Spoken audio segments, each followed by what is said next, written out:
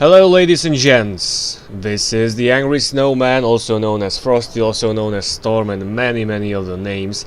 And this is yet another game from StarBattle Tournament number 3, also known as StarBattle European Summer Tournament or something like this. Basically we're moving to day 2, and this is first game from day 2, a quarterfinal between Juice Pirates, spawning as blue Protoss in top right corner, and Fubutopsie, spawning as red Terran in bottom left corner. Now, you know, before I introduce those players, that's quite a bit of players here. Well, nice ball. Juice Pirates, the blue team, taking second place in Group 1. 5-1, 5 wins, 1 losses, 27 points. 1 loss. What? 27 points, behind Freelancers number 1. Freelancers number 1 performing very nicely. You know, Freelancers is a team that like never plays together. They just get a leader, some basically. Well, this is just a random team, so I'm really surprised that, oh my god, that's a Muke opening by blue team. They are not gonna do a significant amount of damage here. So you know, Freelancers number 1 doing a very good job at winning Group 1. Now, Fubutopsie, the red team, they took 3rd place in Group 2 behind the infamous Legacy and Team 3. 4 wins, 2 losses, 24 points. So, you know, that's gonna be really close. Very similar stats from both of those, 27 points to 24 points. So basically, let's see. I'm playing for Fubutopsie in the red trunks: Sinia, SCV Rush, White Fang, Avogadro, Evil Nevil, and Helldiver. Playing for Juice Pirates in blue trunks: Grizzly, Kratos, Caldera, Freezer, Raptor, and Archon. So as you have already seen and noticed, blue team opened with heavy mukes, both carriers opening with Plasma Barrage, Guardian opening with Scourge, only the Destroyer is opening with... this is painful. I believe that Raptor might actually go down already. That's the weakness. You don't want to... Oh, you don't want to overextend. Sour. You don't want to overextend when you open with mukes, because, well, if you open with mukes, you need to focus one target down, and you need to rely on your opponents not being aware of you opening mukes. But then, yeah, Archon saying GG on Allied chat. But it's 6 versus 5 in favor of Fubutopsie throughout the first 5 minutes. And well, this game, I don't know, it can be actually long, but it definitely will favor red team because it's 6 versus 5, obviously. Even though blue team should have slightly more farm. Yeah, they have slightly more farm at this point because all the time they were in front of red team's base, but they overextended. One or two plasma barrages too much, and you know, this destroyer can just tank everything. So 6 versus 5, let's quickly take a look at ship compositions. Now, 2 Guardians, which can nicely transition from Scourges to Corrosive Acid, maybe Acid Spores, so missiles, maybe Broodlings and Broodlords. This is still a quite powerful composition, having a support ship, Archon playing a Raven, but the thing is that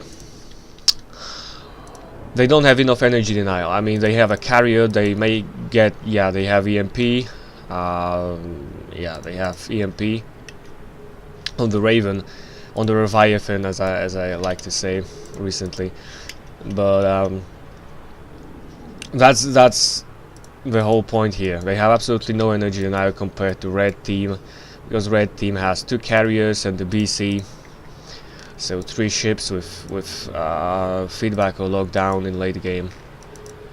And Helldiver opening with missile pods. Well, missile pods are going to be really good against PDDs, point defense drones. If Archon is going to get point defense zones at any point of this game. This battle cruiser is prepared for it. Now, ship composition for red team, it's a nice balanced ship composition. I mean, 3 energy denial ships, 1 arbiter, so 1 support ship, a Leviathan and the Guardian for heavy DPS in late game. So I guess it's fairly balanced. It basically favors the long games because, well, when you have 3 ships for energy denial, you can deny almost everyone, especially in this setup in late game, while you get more energy. And in late game, those 2 ships, Evil Nevil, Avogadro, Guardian, Leviathan, they start being really powerful. Now, Evil Nevil finding himself in a bit of trouble here. Corrosive Acid, launched by Grizzly, no, launched by Kratos actually. Scourges on Evil Nevil, but no, it won't. Oh, that's very nice, and missile pods being used to kill those pesky Scourges. That's a very nice thing to do, not only against PDDs, but also against Scourges. Remember that using Scourges is, I think, the only Muke in the game that uses real units instead of just, you know, animation and balls of energy like Carrier or something. So you basically can shoot down those Scourges, and that's what's being done here. Very nice usage of missile pods. Now they are pounding on Caldera, but I believe that Caldera will not find himself in trouble. He's got level 5 armor. Still 5k alive, he's gonna definitely make it back. Excuse me. And well, they need to contain blue team, there's no doubt about it. They need to try to contain blue team, even though for now they don't have, you know, that big advantage, because well, they have 3 ships for energy denial, but they basically deal absolutely no damage at this point of the game. Meanwhile, Caldera is just tanking, and Kratos and Grizzly can basically deal a lot of damage with those Scourges if they are not missile podded or simply with missiles. So you know, that game at this point can go either way. Very nice usage of acid spray by Avogadro the Leviathan, denying those Scourges yet again. So those 2 Mukes on those 2 ships, like Scourge here and Scourge here, they are pretty much useless. But you know, blue team managed to push red team back to base. So Juice Pirates now, they are gonna try to farm as much as possible, try to maximize the damage output. I think that the longer the game goes, the less chance they have to win in this configuration. Even though they can get Broodlords, even though they can go for Guardian missile boats or something, I believe that, you know, 6 versus 5, the longer the game goes, they get less and less chance to win. So now let's see the upgrades. Feedback on SCV Rush, the Carrier, Cinia going for Force Fields, 275 energy. They cheese, who cheese? I believe that red team is not cheesing Mr. Archon. And now, cheese, no, I believe that you were cheesing, trying to go for Mukes. So you paid for it. Now Avogadro, only acid spray, but he's got constant mutation, so it's fine. Evil Nevil finally getting this corrosive acid. Helldiver, yeah, nice, there's a scanner, so they want to make sure nothing is getting past them and around them, and there will be no warping trick, because even 5 versus 6 a warping trick can be really dangerous if you don't pay attention. So White Fang SCV Rush having feedback. Helldiver no energy denial as for now, but he's got very useful scan and missile pods. Avogadro, Evil Nevil going for corrosive acid, so everything is looking fairly standard. A bit of energy denial mixed with some abilities that maximize the damage output, like corrosive acid, and nice protection by force fields. Now I'm not entirely sure what blue team can do about this. They can try to go for broodlords because there's absolutely no you know, no siege mode, no destroyer, no equals no siege mode for red team. But again, they have quite a bit of broodlord denial, as I like to call it as well. They have missile pods, they have acid spray, and they work really nice against broodlords. They can try to go, well, one is going, Kratos is going for broodlings, and the Grizzly is going for a missile boat guardian.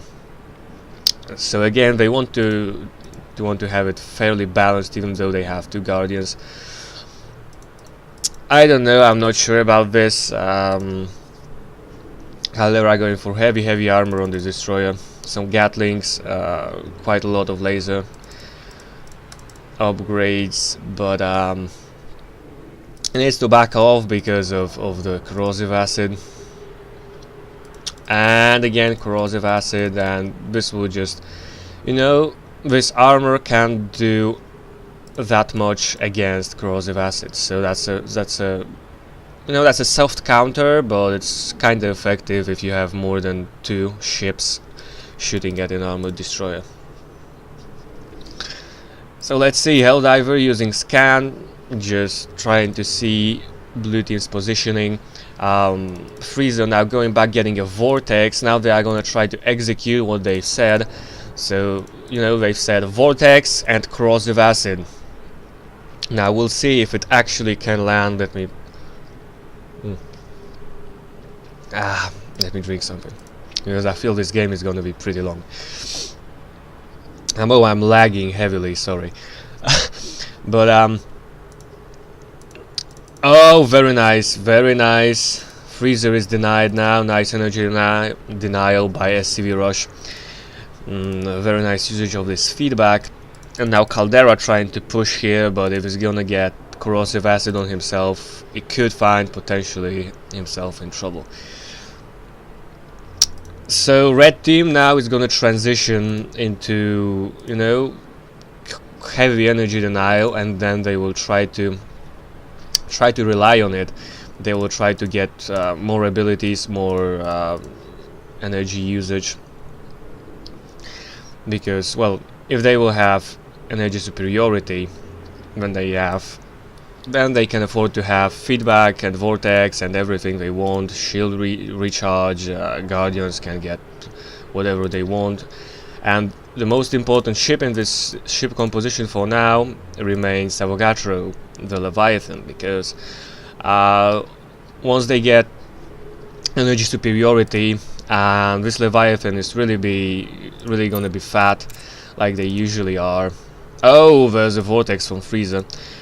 So once Leviathan gets the farm to actually get Frenzy and Rapid Regen, and nobody basically can energy deny him because they are energy denied themselves, then red team is going to find themselves in a lot of trouble. Nice usage of missile pods again, missile podding those Scourges. Taking a quick look at the farming tab, you know, it turned around. Blue team had the advantage, but once they lost 1 ship, they are definitely starting to lose the farming war. We're 20 minutes into the game, and now it's gonna get only worse and worse for blue team. So they need to come up with something very quickly. That was a decent vortex on, I don't know if it was on White Fang or a CV Rush. I think it was on one of the carriers. But I basically have a feeling that they missed a kill chance. They could have tried to do something. I mean, corrosive acids, Scourges, something. But as you probably noticed, they just vortexed, and then there were 2 force fields from red team protecting the ship that was getting out of the vortex. And then basically nothing else happened. He just walked back to home like a boss. So, you know, walking back home like a boss is cool, but it definitely means that blue team needs to step their game up pretty soon, or they are going to lose in a horrible and painful way. Avogatro now getting this frenzy, but he's got no rapid regen and no hit point upgrades. that's gonna hurt him a little bit. I think that, you know, they have quite a bit of damage, you know, on blue team, quite a bit of DPS. So if he wants to just go in like he should and use the frenzy, this can actually be pretty painful for him. I'm not saying that he will die necessarily, but trying to maximize this damage output, you can find yourself in a pretty uncomfortable situation like this without rapid regen. But we'll see. Red team now trying to... Oh, there's a vortex from Freezer. Now there's another chance for blue team to try to do something here. They need this Raven. They need PDDs. Why? Ah, you don't have PDDs. Okay, this changes everything. So Grizzly is not gonna bite White Fang in here. Caldera is not gonna bite White Fang too. Kratos is not gonna bite White Fang. Very nice saving vortex. Now Caldera can find himself in a lot of trouble. Corrosive acid on this destroyer, even though he's got level 11 armor, he wisely gets into the vortex. Avogadro, he used Frenzy a while ago, but now he was chrono boosted. Now they will try to get one of those ships, maybe Caldera, maybe Grizzly, who's the last ship. He may actually go down 4,000 hit points, 3,000 hit points. Oh, very nice, blue green blob. 1,000 hit points. He's gonna survive, barely survive with 800 life. Wisely, red team wisely, not diving too hard. Defensive matrix, yeah, very nice usage of defensive matrix. But you know, you could get PDDs. Well, actually, what I want to say is that a shield transfer Raven in an in-house, I've never seen a shield transfer Raven in an in-house. I've never seen it being effective. So, you know, having 250 energy and barely 2 spells, it's not gonna work. I can tell you, I can assure you that it's not gonna work. But you know, moving onwards. Lockdown on this Raven. Now he's got absolutely no spells for a long time, because defensive matrix 75 energy, and before he gets 75 energy a while, it's gonna take a while. So again, red team trying to focus this prism, and this prism goes down. I don't think that frenzy was really good here. I don't actually think that it was any useful. But oh, nice force fields by Cinia. A little bit overkill, like 5 force fields. You could just use 3 and it would be fine.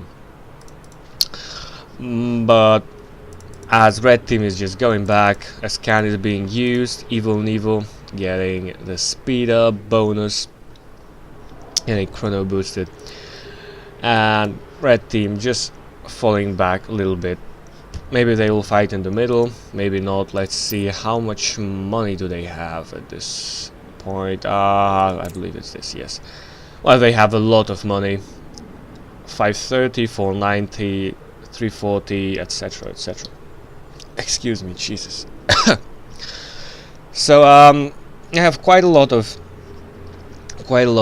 minerals that are gonna go back, upgrade, and they're gonna try to finish it in next 5 to 10 minutes. Yeah, APM Wars, because that's very exciting. APM Wars, Caldera winning. Winning with 185 APM throughout the whole game. Caldera being a destroyer.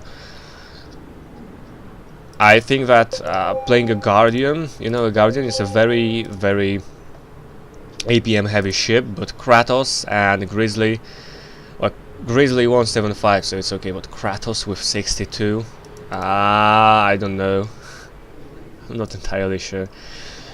Well, he's got level 10 Broodlings, so he needs to get Broodlords, obviously, but Broodlord play requires a lot of APM, spamming those Broodlords, controlling them, and I don't know if you know, 62 APM throughout the whole game, I don't know if he can do it.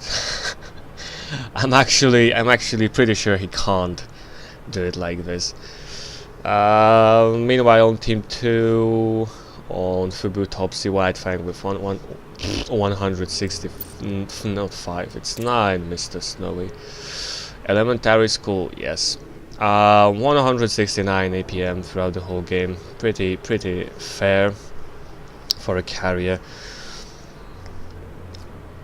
So yeah, pretty nice forces. I don't think again that 2 here and 2 here are really necessary. Like 1 here and 1 here would be fine.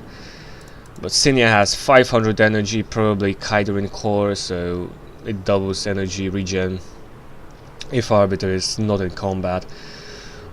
Oh, what is this vortex? This is Frieza's vortex, or is it? Yes. Ah, what a failure!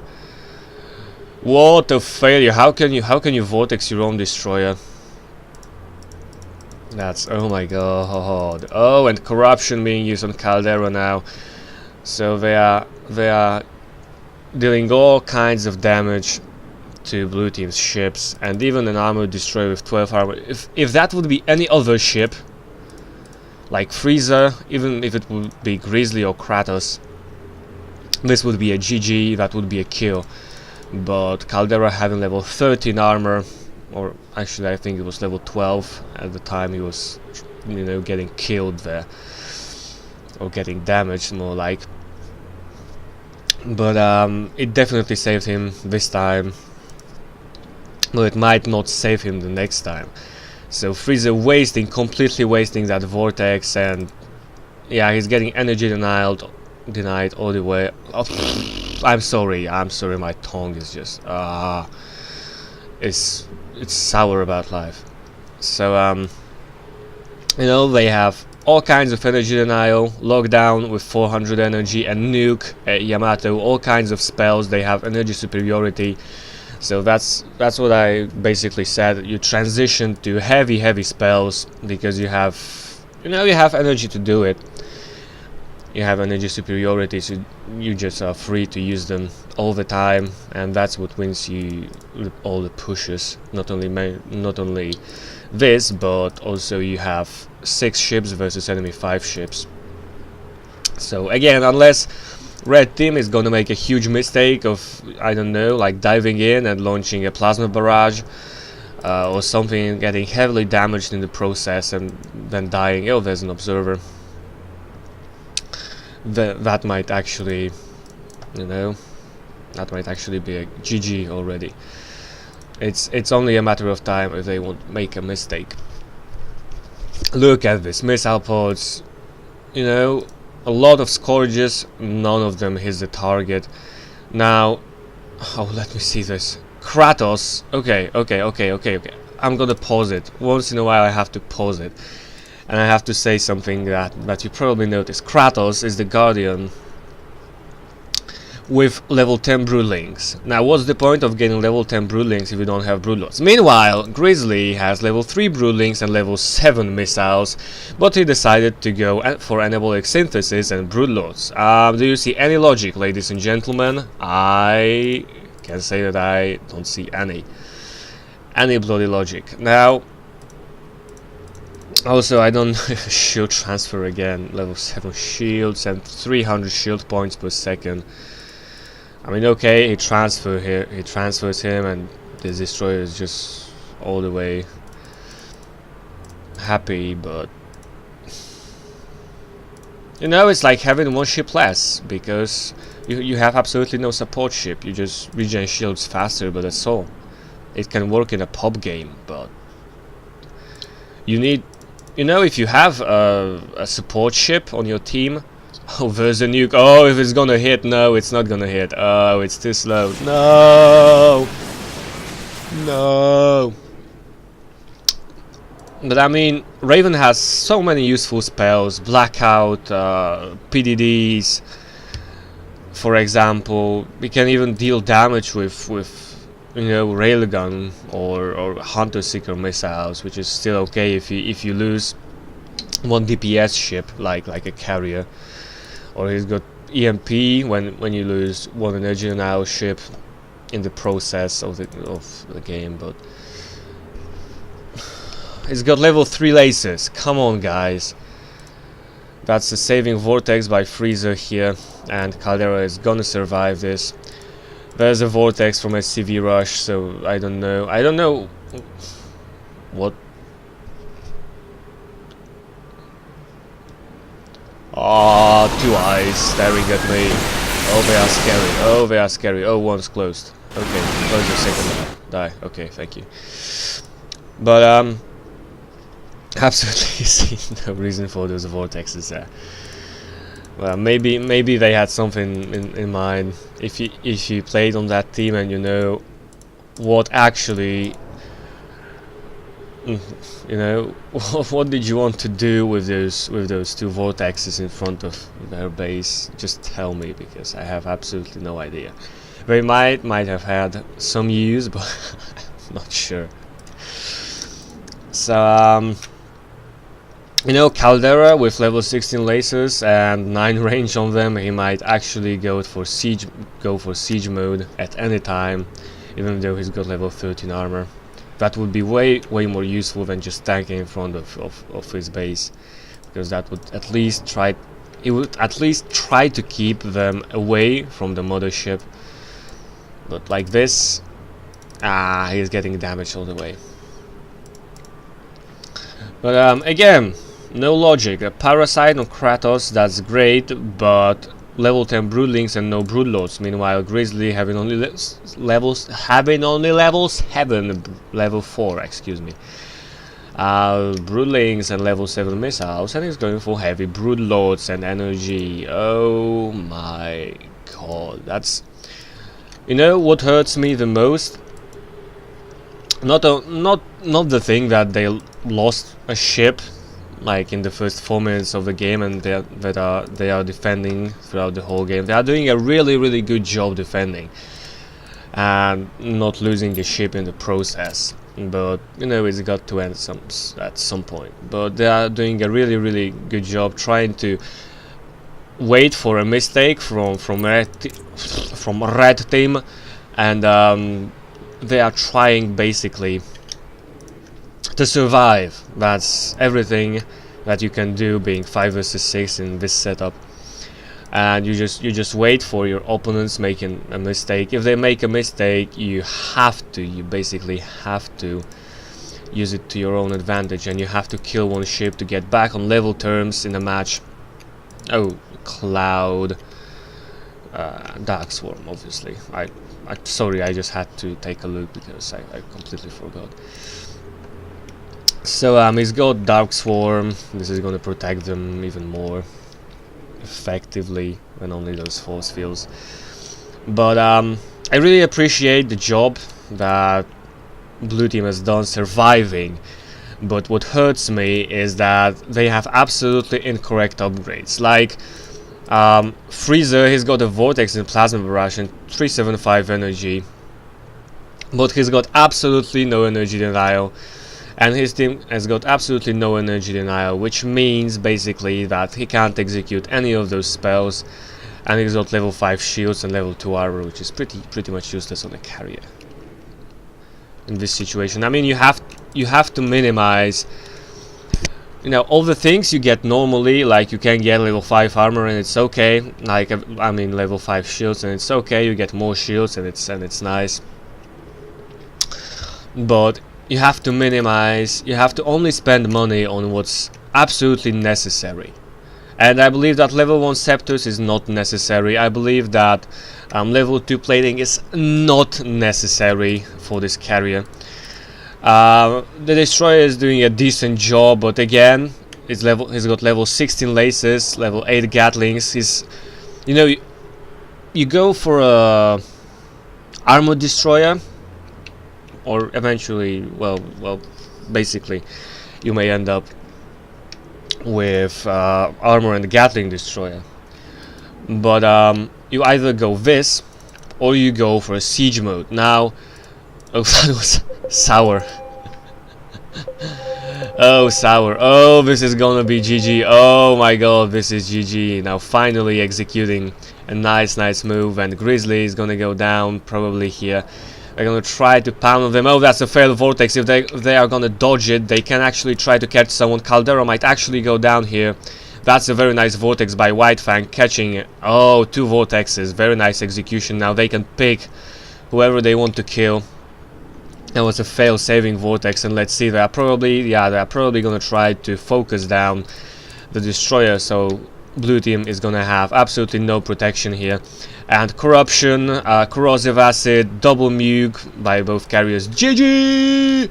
GG! There was even a nuke by Helldiver, but well, he managed to explode it in front of his own ship, which is great because he got damaged. GG! That was a failure. But I want to say, you know, they did a really good job. Now they got, well, they got caught off guard, which means that they didn't do a good job. But I want to say that those upgrades were really bad in blue team. Like Kratos, now he's getting Broodlords. Finally, after 40 minutes of the game, he finally thinks, oh, maybe I should get Broodlords because I have level 10 Broodlings. Like Grizzly going for level 7 missiles and then deciding, you know what, I'm gonna go Broodlords too, and then getting Broodlords at level 3 Broodlings. So there's absolutely no game plan whatsoever for blue team. That death, that, you know, they lost a ship, and that completely ruined their game plan. And they didn't actually know what to do afterwards.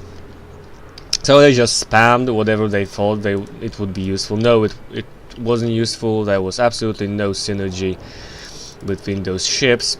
They didn't work together with the upgrades they got. Now, you know, like, if you would have any spells on the Raven and definitely more energy, not only going for shield transfer Raven, now you could have done something. You know, PDDs to protect Broodlords, something. You can do something. But like this, you can't do anything because you were transferring your shields to the destroyer throughout the whole game, and he died. So what are you gonna do now? You can transfer to carrier, which is pretty useless, but you can try to do it, and that's all. That's basically all. Everything you've done the whole game now is going to waste. So ladies and gentlemen, this is a good game. This mothership is gonna go down very shortly. It's got absolutely no shields whatsoever.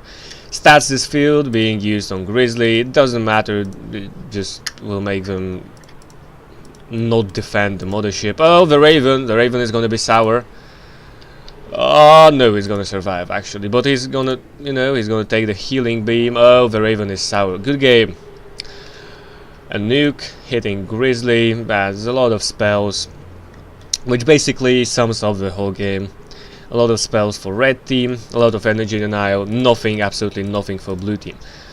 So again, going back to my game analysis number 1, we're finishing this so I can do it. My game analysis number 1, you can't see too much in there because I was recording this on Twitch TV and just exported it to the YouTube channel. But the basic thing is that if you waste your money on something, that's pretty obvious, but if you waste your money on something that is unnecessary, then you're gonna fall behind because of this, because you're not basically not using any of this, and you are transitioning to something else that requires a significant amount of minerals basically throughout the whole game. And even spending 200 or 300 minerals in the beginning, it may hurt, it may make you lose a game, because you will have like 50 less energy, for example, throughout the whole game. So you're gonna lose energy denial wars, or you're not gonna have a spell that is gonna be really useful in late game. For example, you get a carrier, you're not gonna get a vortex for 400 minerals as early as possible and as early as necessary, because you have like some upgrades that are completely unnecessary. Like SCV Rush doing a really good job, getting only what he needed. 10 range, 1.7, that's fairly standard. Getting 8 lasers to farm, 2-shot farm. Getting level 4, well, that's actually okay, level 4 is okay. And he's got 450 energy, vortex feedback, plasma barrage, warp jump, oh my god. That's everything you need as a carrier, for example. Like White Fang, well, if you have Spur 25, I mean, I shouldn't be looking at red team's ships because, well, they had farming advantage. I'm gonna show you they have, well, a huge farming advantage. I mean, the worst farm belongs to White Fang, 556 core. Now the best The best guy in blue team was Grizzly with 567. Oh no, Caldera. Excuse me, Caldera with 710. But then it's Grizzly with 567, and everyone else is below this. Not even mentioning Raptor, who's 24 because he died in the first 4 minutes of the game.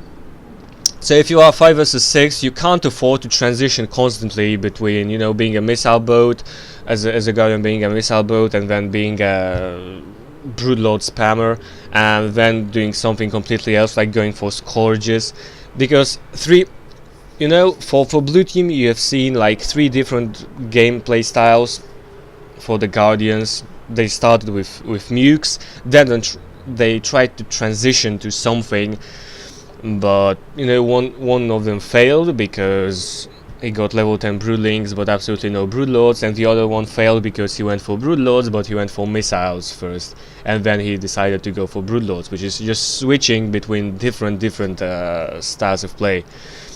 Like Raven, for example, Raven is a very good ship if it's got spells. If not, it's basically useless. You can transfer your shields, but at 300 shield points per second, it doesn't matter, because all in all, basically, you can only support your destroyer like this. Because he was only supporting destroyer, he was giving shields to the destroyer. Try not to make it suffer too much and not to make the destroyer die by just transferring shields. Make his survivability longer. So you know, and after the destroyer died, you are absolutely useless. And throughout the whole game, as I've said, you have to support all your ships, not only a destroyer. So that was pretty useless too. And you know, the carrier did a decent job. I mean, he did what he could. He had a plasma barrage because he opened with it, but then he got vortex. I don't know if feedback would have helped, because, well, energy superiority for red team was just too big, even though he managed to land like two defensive vortexes. But, well, basically they were really bad, but at least he tried to do something. But red team enjoyed their superiority throughout the whole game. Very nice game, very nice execution. A bit long, but a very nice execution by red team. 6 versus 5. That's how you do it. That's how you want to do it. And being on the side of 6, you can basically get some unnecessary upgrades, like level 1 armor, level 1 shields. You just dump your last 25 minerals into something, and it's perfectly fine, because you have farming superiority. You have way more score, way more money. Let's see, look at this, a lot of spells. Bioplasmic discharge, getting a nuke in the end, acid spray, rapid regen, frenzy, corruption, warp, a lot of upgrades. You know, you can afford it if you have 983 kills. Ladies and gentlemen, this has been the Angry Snowman, coming to you from a little speaker. I hope you enjoyed this game. It was a little bit of game analysis in the end, but all in all, a very good game. That was first quarterfinal from StarBattle Tournament Summer Edition Europe 2011, whatever, hosted by Oldent. So see you next time. I hope you enjoyed this. Bye.